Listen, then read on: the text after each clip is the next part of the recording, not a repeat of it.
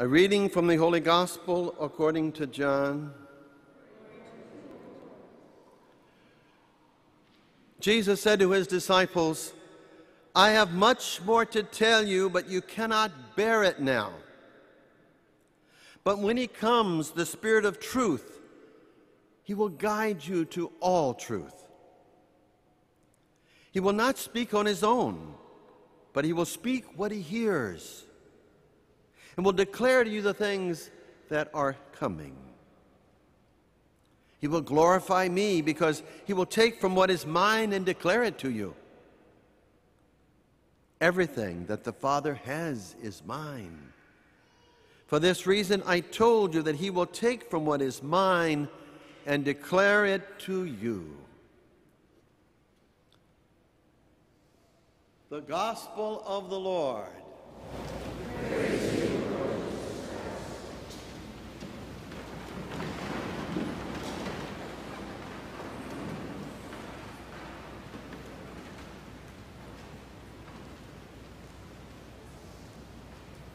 I wonder how many of you, each year as we celebrate the Feast of the Holy Trinity, hear of all kinds of metaphors that we try to use to explain, to understand what is basically not understandable. The one that I like the most is the metaphor of the flow of God's love that is flowing among the persons of the Trinity. I like this image of flow, and one reason is because it's in the forefront of all of our minds today. How many of you have not seen this flow in the Gulf Coast? Over and over and over, and just wondering, when will this stop? We want the oil to flow, but we want to control it and to channel it.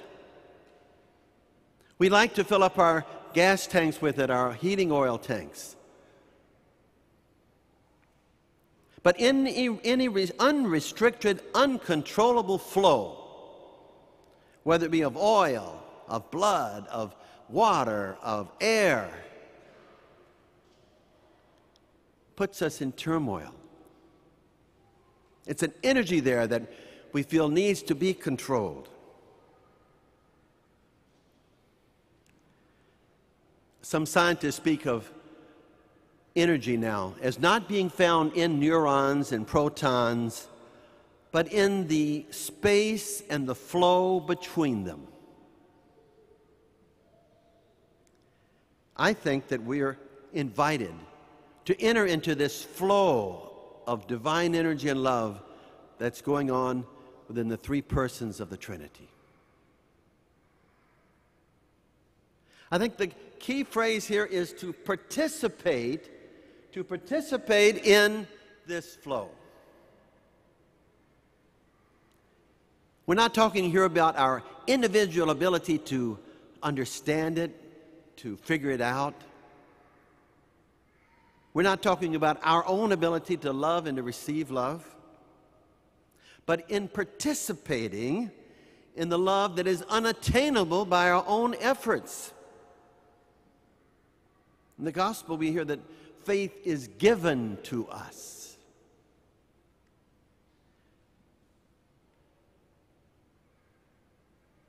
Sometimes we dismiss any efforts to grasp the concept of the Trinity because we put it in that category that says mystery, do not disturb.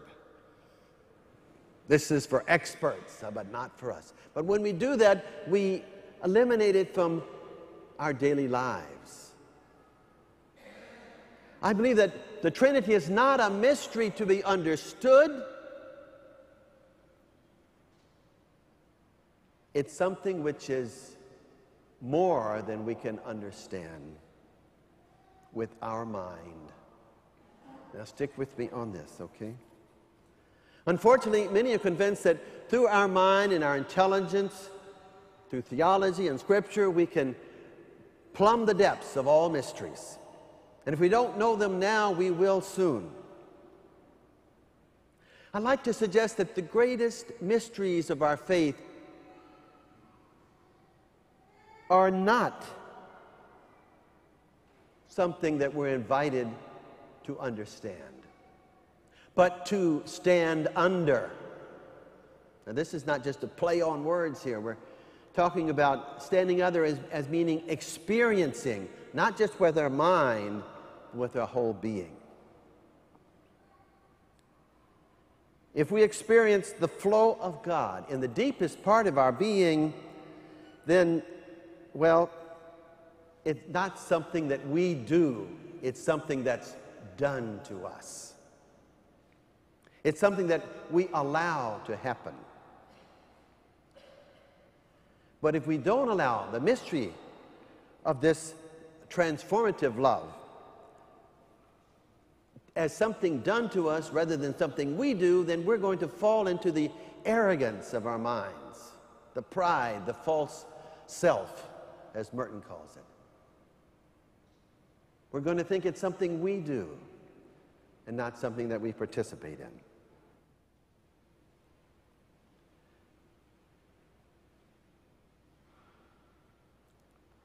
I think that many of us believe that the Trinity is beyond us, something out there, not something that's deeply within us, that's flowing through us like the flowing of our blood, the flowing of our breath. And one of the reasons is we don't take the time each day to be silent in silent prayer. We don't let this Spirit seep into our being. Sometimes we try to push it, like we're trying to push the river. You don't push a river, you let the river flow. Let the river flow and just take over your life. I could not speak this way without personally having experienced this gift of the flow of God's love in my own prayer life. And it is a gift, nothing that I do.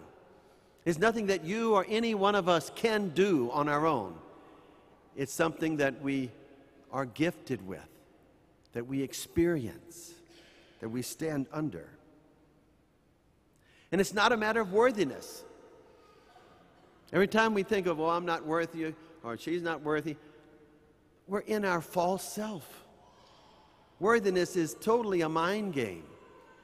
It's a given that none of us are worthy, so that's not even the issue. It's the issue of being gifted and letting this gift transform our lives. Otherwise, we could take pride in saying, look what I have done. I have become holy. The scriptures are clear. No one is holy except God. All we do is participate in the holiness of God. It's all gift.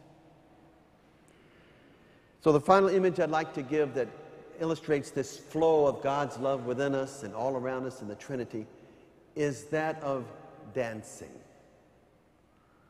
I'm sure many of you have seen this popular program, Dancing with the Stars, right? Huh? Have you ever seen an elderly couple dancing that have been dancing for many years? I've seen many of them. And they're maybe not as flexible and quick as they used to be, but there's a gentle flow that's there, a unity. They're participating in a love that is bigger than they are. They're participating in a love that transforms them. My friends, if we listen carefully today, in this Eucharist, we can hear the quiet whisper of God's voice inviting us to participate in a dance of Trinitarian love in the very depth of our being, every day in silence. We can hear God singing that familiar song that Bishop Hurley last year was repeating many times in his confirmation homilies. May I have this dance for the rest of our lives and forever.